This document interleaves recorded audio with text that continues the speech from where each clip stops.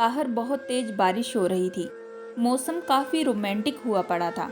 आज की रात मेरे लिए काफ़ी स्पेशल होने वाली थी क्योंकि आज मेरी सुहागरात थी। मैं बहुत ही ज़्यादा खुश थी कि मेरी शादी सुमित के साथ हो रही है। सुमित दिखने में काफ़ी हैंडसम और हट्टा कट्टा लड़का था। मुझे मुझे बचपन से ही हट्टे कट्टे लड़के बहुत ही ज़्यादा पसंद आते थे। मैं दिखने में भी बेहद खूबसूरत थी। इसी वजह से मैं अक्सर चाहती थी कि मेरी शादी किसी हैंडसम लड़के से हो। बचपन से ही मेरी शादी को लेकर मेरे कई सारे अरमान थे। जैसे जैसे मैं बड़ी होती गई तो मेरी सहेलियां अक्सर मुझे सुहागरात के बारे में बताया करती थी।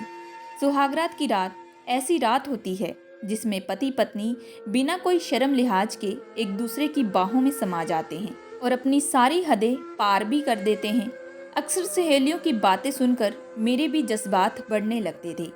हालांकि मुझे सुहागरात के बारे में बिल्कुल भी कोई नॉलेज नहीं थी। जब सहेलियों को मेरी इस कमी के बारे में पता चला तो वह मुझे अक्सर गांव में छुप छुप कर वह वाली वीडियो दिखाया करती थी। उन वीडियो को देखकर मैं भी सोच में रखी थी कि मैं भी अपनी सुहागरात की रात इसी तरह अपने पति पर प्यार लुटाऊंगी। मैं अपनी सारी हसरतों को पूरा करना चाहती थी। लेकिन आज मेरी सारी ख्वाहिशें जो थी वह टूटने वाली थी क्योंकि मेरी शादी 70 साल के ससुर के साथ हो गई थी। मेरे ससुर पति के मुकाबले काफ़ी मोटे थे। जब मैं शुरू शुरू में ससुर को देखी तो मैं अपना दिल उन पर हार बैठी थी क्योंकि मेरा दिल करता था कि काश मैं अपने ससुर से शादी करूं। लेकिन मेरी शादी उनके बेटे से हो चुकी थी। लेकिन अब मैं बहुत ही ज़्यादा खुश हूँ कि आखिरकार मेरी शादी उस इंसान से होने वाली है जो दिखने में बहुत ही ज़्यादा हैंडसम और हट्टा कट्टा आदमी था। लेकिन अब मैं बहुत ज़्यादा परेशान थी क्योंकि ससुर तो 70 साल का आदमी है। इस उम्र में तो वह सब करने की जो ताकत होती है वह बिल्कुल भी नहीं होती। इसी वजह से शायद मुझे ही अपनी तरफ से ज़्यादा ताकत लगानी पड़ेगी। इसी वजह से मैं फटाफट दुल्हन का जोड़ा बदल कर एक ढीली ढाली खूबसूरत सी नाइटी पहन लेती हूँ ताकि वह मुझे देखते ही पिघल जाए। लेकिन जैसे ही वह कमरे में आए तो उन्होंने तुरंत 10 पावर की दवा खाई। उस दवा को खाने के बाद उनमें एक ऐसी ताकत आई कि तुरंत उन्होंने मुझे अपनी बाहों में उठा लिया और धीरे से बिस्तर पर बिठाते ही मेरी नाइटी को, मेरा नाम गुंजन है, मेरी उम्र 24 साल है, मेरे घर में माता पिता और 2 छोटे भाई भी रहते थे। मैं घर की सबसे बड़ी बेटी थी। इसी वजह से ज़्यादातर घर पर मेरी ही चलती थी। मेरे माता पिता मेरी हर ख्वाहिशों को पूरा करते थे। मेरे माता पिता के पास पैसों की कोई कमी नहीं थी। मेरे पिता एक सरकारी कर्मचारी थे। मेरे पिता मुझसे इतना प्यार करते थे कि उन्होंने बचपन से ही मेरे नाम पर बहुत सारी ज़मीन जायदाद कर दी थी। हमारे गांव में 10वीं कक्षा तक ही स्कूल बने हुए थे। फिलहाल तो मुझे पढ़ाई करने का कोई भी शौक नहीं था। हमारे गांव में लड़कियों की शादी जल्द से जल्द ही हो जाती थी। मेरी जिस जिस सहेलियों की शादी हुई वह अक्सर मुझे अपनी सुहागरात के बारे में बताया करती थी।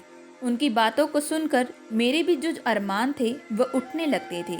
हालांकि कुछ सहेलियों के बॉयफ्रेंड भी हुआ करते थे और वह बिना शादी के भी सब कुछ जंगलों में जाकर कर लिया करती थी। अक्सर मैं उनकी बातों को सुनकर बहुत ही ज़्यादा हैरान हो जाती थी। लेकिन मेरी जो सहेलियां थीं वह मुझे बताती थी कि ये सब करने में बहुत ही ज़्यादा आनंद आता है। लेकिन मेरा कोई भी बॉयफ्रेंड नहीं था। मुझे आज तक कोई पसंद बिल्कुल भी नहीं आया था। मैं चाहती थी कि जिस भी लड़के से मेरी शादी हो वह दिखने में बेहद हट्टा कट्टा और तंदुरुस्त और काफ़ी हैंडसम सा लड़का हो। मैं जितनी खूबसूरत थी मैं चाहती थी मुझसे ज़्यादा दुगना वह लड़का गोरा चिट्टा हो। मुझे अक्सर खूबसूरती से बड़ा ही प्यार था। लेकिन हमारे गांव में जितने लड़के थे सारे के सारे सांवले थे क्योंकि हर कोई खेतीबाड़ी का काम करता, जिसके कारण उनका रंग पूरा सांवला हो जाता और दिखने में भी वह बेहद दुबले पतले से लगते।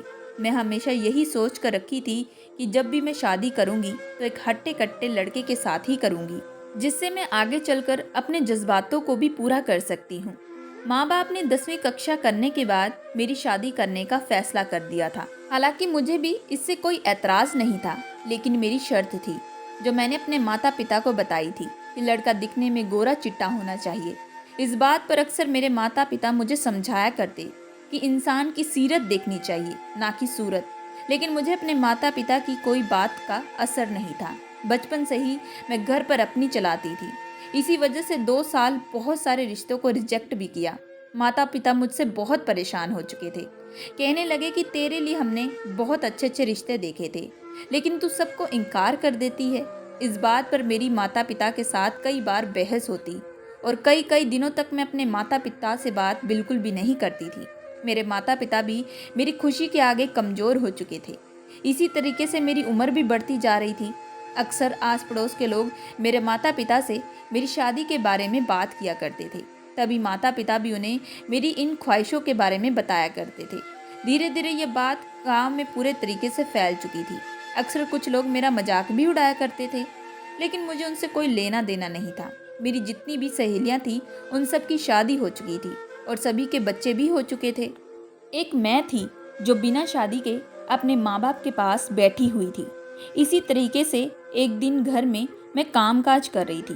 तभी घर में एक पंडित जी आए जो कि रिश्ता लगवाते थे, और उन्होंने आते ही मेरे पिताजी को एक लड़के की तस्वीर दिखाई। उस लड़के की तस्वीर देखकर ही मेरे पिताजी बहुत ही ज़्यादा खुश हुए थे। जैसे ही उन्होंने वह तस्वीर मुझे दिखाई तो मेरी भी खुशी का कोई ठिकाना नहीं था। मैं बेहद हैरान रह चुकी थी। मुझे ऐसा लग रहा था कि जैसे मेरे सपनों का राजकुमार अब मुझे मिल चुका हो, क्योंकि वह लड़का दिखने में बेहद हैंडसम और हट्टा कट्टा था। उसकी खूबसूरती उस पर 4 चांद लगा रही थी। पहली ही नज़र में मैं उसे पसंद कर चुकी थी। पिताजी ने भी मेरी रजामंदी पूछी और उसके बाद पंडित जी से उसके घर का पूछताछ करने लगे। तभी हमें पता चला कि वह दूसरे गांव से हैं और हाल ही फिलहाल वह लोग वहां पर शिफ्ट हुए हैं। उसके पिता की भी करोड़ों की संपत्ति है। इस बात पर पिताजी बहुत ही ज़्यादा खुश हुए थे। तभी उन्होंने शाम को लड़के वालों से मिलने के लिए कहा। मैं अंदर ही अंदर पूरी बेताब हो रही थी। मैं जल्द से जल्द उस लड़के को अपनी आंखों से देखना चाहती थी। शाम को जैसे ही लड़के वाले घर पर आए तो उन्हें देखकर मैं बेहद खुश हो चुकी थी। वह वाकई लड़का दिखने में बेहद हैंडसम और हट्टा कट्टा था। मैंने तो तुरंत उस रिश्ते के लिए हाँ कर दी और इस दौरान कुछ दिनों के अंदर ही मेरी शादी फिक्स हो गई थी। घर का पूरा माहौल शादी वाला लग रहा था। पिताजी ने भी इसमें कोई कमी नहीं रखी थी। गांव के सभी लोग इसमें शामिल थे। मैं बहुत खुश थी। पिताजी ने मेरी शादी में कई सारे गहने दिए थे। फिर पंडित जी को बुलाकर मेरी शादी कर दी। विदा होकर मैं अपने ससुराल चली गई। ससुराल में मेरी सास और ससुर ने काफ़ी अच्छे से स्वागत किया था। हालांकि मैं पहली बार आज ससुर को देख रही थी। ससुर दिखने में बेहद हैंडसम थे। उन्हें देखकर अंदाज़ा बिल्कुल नहीं लगाया जा सकता कि वह 70 साल का आदमी है। फिर ससुराल में मैंने कुछ रस्में की। उसके बाद मेरी सास मुझे कमरे तक छोड़ आई। उसके बाद मैं कमरे में बैठकर बड़ी ही बेकरारी से अपने पति का इंतज़ार कर रही थी। जैसे ही पति कमरे में आए तो मैंने एक लंबा सा घूंघट ओढ़ लिया था। आज मैं अपने सारे अरमानों को पूरा करना चाहती थी। सुमित ने मुझसे बात नहीं की। उसने आते ही लाइट बंद कर दी और तुरंत मेरा हाथ पकड़कर मुझ पर प्यार लुटाना शुरू कर दिया। सुमित का प्यार देखकर मैं कहीं ना कहीं पागल सी हो चुकी थी। मैं इसी वक्त में डूब जाना चाहती थी। मैं इस वक्त को गंवाना बिल्कुल भी नहीं चाहती थी। इसी वजह से मैंने भी मौका पाकर सुमित को कसकर पकड़ लिया और फिर रात भर हम दोनों ने वही किया जो हर पति पत्नी के बीच होता है। दूसरे दिन ससुर कमरे का दरवाज़ा खटखटाने लगे। यह देखकर मैं हैरान रह चुकी थी कि सुबह सुबह आखिर ससुर कमरे का दरवाज़ा क्यों खटखटा रहे हैं। जैसे ही दरवाज़ा खोला तो ससुर को देखकर हैरान रह चुकी थी। वह तो पति के मुकाबले काफ़ी ज़्यादा तंदुरुस्त लग रहे थे। मैं बस उनकी आंखों में गुम हो चुकी थी। तभी कहने लगे कि गुंजन, जल्दी से तैयार होकर नीचे आओ, आज तुम्हें किचन में कुछ रस्में करनी है। मैं बस गर्दन हिलाकर हामी भर दी और फ्रेश होकर नीचे चली गई। फिर मैंने सास के साथ कुछ घर की रस्में की। उन रस्मों को करने के दौरान मेरे पति बार बार मुझसे कमरे में आने का इशारा कर रहे थे। उसके बाद सास को बहाना करके कमरे में गई तो पति मुझ पर प्यार लुटाना शुरू कर दिए। उनका प्यार देखकर मैं काफ़ी खुश थी, लेकिन तभी अचानक ससुर कमरे में आए और सुमित को अपने साथ बाहर ले गए। मुझे लगा कि शायद बाप बेटे के बीच में कोई ज़रूरी बात होगी, लेकिन उसके कुछ देर बाद सुमित कमरे में आए। उनका चेहरा लटका हुआ था। कहने लगे कि एक बुरी खबर है। जब मैंने पूछा तो सुमित कहने लगे, शहर में पिताजी की एक बहुत बड़ी कपड़े की दुकान थी। हमने सुना है कि आज उसमें आग लग चुकी है, जिसकी वजह से सारा माल जल चुका है। हमारा करोड़ों का पैसा लगा था। हमने सोचा था कि जल्द से जल्द हम शहर के लिए रवाना हो जाएंगे, लेकिन उससे पहले ही हमें इतना बड़ा नुकसान झेलना पड़ा।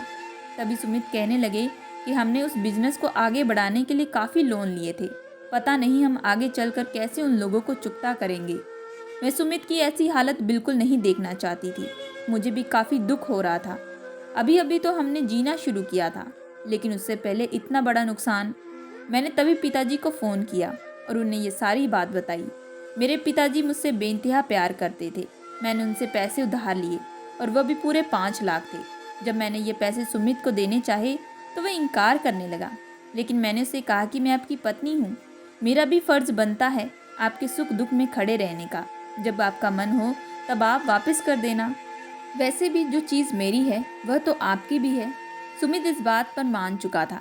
कहने लगा कि ठीक है, मैं आज रात इस पैसों को लेकर शहर जाने वाला हूँ। दुकान को भी देखना पड़ेगा और जो कर्ज की रकम है उन सबको चुकाना पड़ेगा। मुझे भी इस बात पर कोई एतराज़ नहीं था। रात को ही सुमित शहर के लिए निकल पड़े। उन्होंने मुझे बताया कि वह 1 हफ्ते के अंदर वापस आ जाएंगे। दूसरे दिन ससुर मुझसे सुमित के बारे में पूछने लगे। जब मैंने कहा कि वह शहर के लिए रवाना हो चुके थे, ये सुनते ही वह हैरान रह गए। उसके बाद वह अपने कमरे में चले गए। मैं नीचे आकर नाश्ता बनाकर तैयार कर दी थी, लेकिन सुबह से दोपहर हो चुकी थी। सास और ससुर दोनों ही कमरे से बाहर नहीं निकले। पता नहीं उन दोनों में आपस में क्या बातचीत चल रही थी, लेकिन मैंने उन्हें डिस्टर्ब करना जरूरी नहीं समझा। सारा दिन बीत चुका था। मेरे पति की कॉल भी अभी तक नहीं आई थी। तभी अचानक दूसरे ही दिन मुझे मेरे ससुर के द्वारा यह खबर मिली कि मेरे पति की रोड एक्सीडेंट में मौत हो चुकी है। यह खबर सुनते ही मैं पूरे तरीके से टूट चुकी थी। मैं सोच भी नहीं सकती थी कि मेरे साथ इतना बुरा भी हो सकता है। मम्मी पापा को भी यह खबर सुनकर काफ़ी दुख लगा था। वह भी पूरे तरीके से टूट चुके थे। अभी हाल फिलहाल में तो मेरी शादी हुई थी। उस वक्त रोज़ मेरे सास और ससुर दोनों कमरे में आते और मुझे समझाने लगते। धीरे धीरे मैंने अपने आप को संभालना शुरू कर दिया था, क्योंकि रोज़ मेरे ससुर आकर मुझे हिम्मत दिया करते थे। अक्सर वह मुझे हंसाने की पूरी कोशिश भी किया करते थे। मेरे ससुर वाकई दिल के बड़े ही नेक दिल इंसान थे। एक दिन मेरी सास 1 हफ्ते के लिए अपनी माँ के पास गई। उस दौरान मैं और मेरे ससुर घर पर अकेले रहा करते थे। मैं जब भी किचन में काम करने जाती तो ससुर भी पीछे पीछे आकर खड़े हो जाते और मेरी मदद करने लगते, और कई बार तो बहाने से मुझे छूने की कोशिश किया करते थे। मुझे भी ससुर का अंदाज अच्छा लगने लगा था। मुझे काफ़ी अच्छे तरीके से वह समझते थे।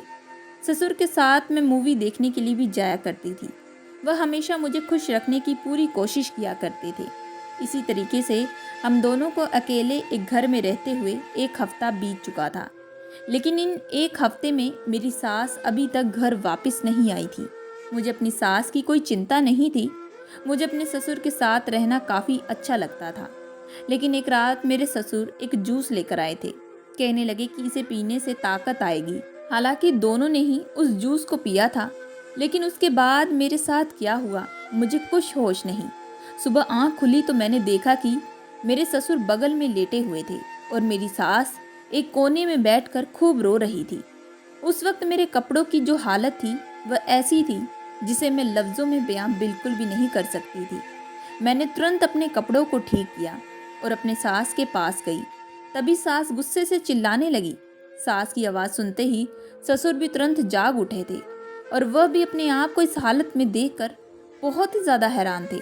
सास तो हम दोनों पर कीचड़ उछालना शुरू कर दी थी। कहने लगी कि मेरी पीठ पीछे तुम दोनों यही सब काम कर रहे थे, तुम दोनों को शर्म आनी चाहिए। लेकिन ससुर कहने लगे, इसमें मेरी कोई गलती नहीं है। मुझे खुद मालूम नहीं कि मेरे साथ क्या हुआ। मैंने रात को तो सिर्फ जूस पिया था, लेकिन उसके बाद मैं गुंजन के साथ एक ही बिस्तर पर क्या कर रहा था मुझे कुछ मालूम नहीं। तभी अचानक मेरे भी सर में दर्द होना शुरू हो चुका था। दूसरी तरफ सास ने चिल्ला चिल्ला कर मेरी और ज़्यादा हालत भी खराब कर दी थी। वह मुझ पर लांछन उड़ाना शुरू कर दी और तुरंत उन्होंने पिताजी को फ़ोन कर दिया। उस वक्त मुझे समझ में नहीं आ रहा था कि आखिर मैं अपने पिताजी की नज़रों का सामना कैसे करूँगी। मेरे साथ दिन ब दिन बहुत ही ज़्यादा बुरा होता जा रहा था। पिताजी जब आए तो सास ने उन्हें सारी हकीकत भी बताई। पिताजी भी यह देखकर बहुत ज़्यादा हैरान थे। वह अपनी गर्दन झुकाए काफ़ी रो रहे थे। तभी मेरी सास ससुर को भी पीटना शुरू करने लगी। दूसरी तरफ मेरे पिताजी सर पर हाथ रखकर रो रहे थे। कह रहे थे कि अब मैं किसी को मुंह दिखाने के लायक नहीं रहा। पिताजी की तकलीफ देखकर ससुर कहने लगे कि आप चिंता बिल्कुल भी मत करें, मैं आपकी बेटी से शादी करूंगा। यह सुनकर हम सभी हैरान रह चुके थे। मुझे बिल्कुल भी अंदाजा नहीं था कि ससुर यह सब भी कह सकते हैं। मेरे पास भी कोई रास्ता बिल्कुल भी नहीं बचा था। ससुर के साथ ऐसी हालत देखकर कोई भी हम दोनों को गलत ही समझता। तभी मेरे ससुर कहने लगे कि मैं तुम दोनों को पत्नी का दर्जा दूंगा। मुझे नहीं पता कि यह सब कैसे हुआ, लेकिन गलती मुझसे हुई है तो मैं इस गलती को ठीक भी करके रहूंगा। फिर मेरे पिताजी ने घर के अंदर ही बड़े सिंपल तरीके से मेरी ससुर के साथ शादी कर दी। सुहागरात की रात में बड़ी बेचैन हो रही थी। कुछ समझ नहीं आ रहा था कि मैं क्या करूं। जिसे कल तक ससुर कहती थी, आज पति बन चुके थे। मानती हूँ कि वह मुझे बहुत ज़्यादा अच्छे लगते थे, लेकिन कभी भी मैंने उन्हें इस नज़र से बिल्कुल नहीं देखा था।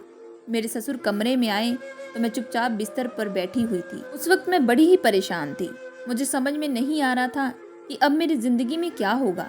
जब से मैंने शादी की, कुछ न कुछ परेशानियां झेलती जा रही थी, और इस बार जो हुआ उसे मेरे परिवार वालों की काफ़ी बदनामी होगी। रात भर मुझे नींद नहीं आ रही थी। मन में काफ़ी अजीब से ख्यालात चल रहे थे, लेकिन उसके बाद कब गहरी नींद में चली गई कुछ मालूम नहीं। सुबह उठी तो घर के दरवाजे पर काफ़ी भीड़ मची हुई थी। हमारे घर पर कर्जदार आकर खड़े थे। कहने लगे कि अगर तुम्हारा नुकसान हुआ है तो उसमें हमारा कोई कसूर नहीं। तुमने हमें कब का कहा है कि कर्जा चुका दोगे। तभी मेरे ससुर यानी कि मेरे पति कहने लगे कि हम मुझे और थोड़े दिन की मोहलत दो। पति की ऐसी हालत देखकर बिल्कुल भी रहा नहीं जा रहा था। वाकई उनके साथ बहुत बुरा हुआ था। जैसे ही पति के पास गई तो कहने लगे, बिजनेस के लिए इतना सारा पैसा हमने कर्ज उठाया था, लेकिन उसमें से हमें बहुत नुकसान हो चुका था। दूसरी तरफ मेरा बेटा भी इस दुनिया से जा चुका है।